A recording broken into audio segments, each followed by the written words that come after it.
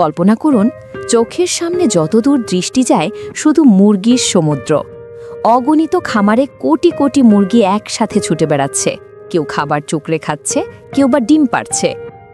এত মুরগি একসাথে শুনতে অবিশ্বাস্য লাগছে, তাই না? কিন্তু বিশ্বাস করুন, এটাই বাস্তব। আজ আপনাকে নিয়ে যাব পৃথিবীর সবচেয়ে বড় মুরগি উৎপাদনকারী দেশগুলোতে।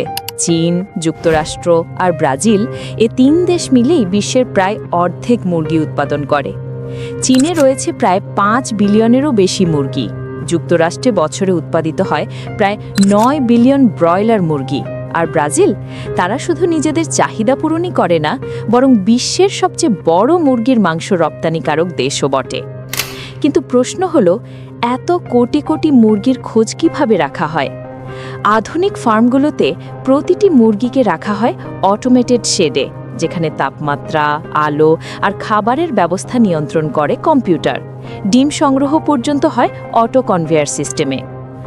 আরও অবাক হবেন জেনে, বাংলাদেশেও রয়েছে প্রায় 37 কোটিরও বেশি মুরগি।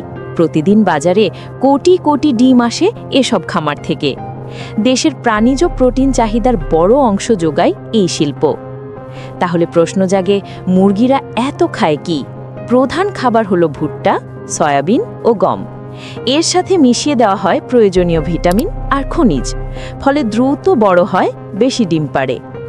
কিন্তু মুরগির জীবনচক্রও আলাদা।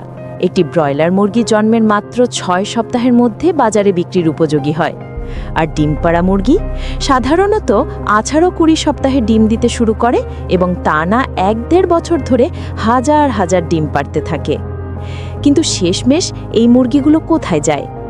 ডিম থেকে আসে বিশ্বের অন্যতম পুষ্টিকর খাবার।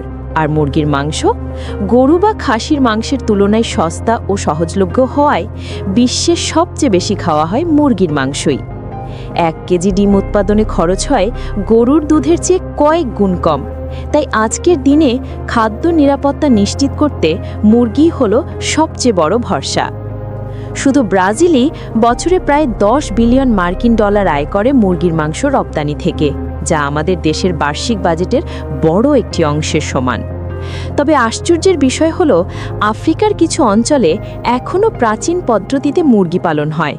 না আছে অটোমেটেড সিস্টেম, না আছে উন্নত প্রযুক্তি।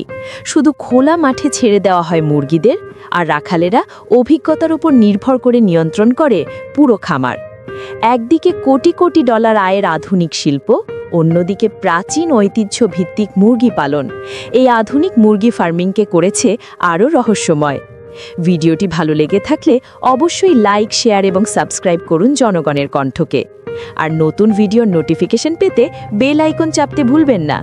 পরের বার আবারও দেখা হবে নতুন এক দারুণ যাত্রায়। ততক্ষণ পর্যন্ত ভালো থাকুন।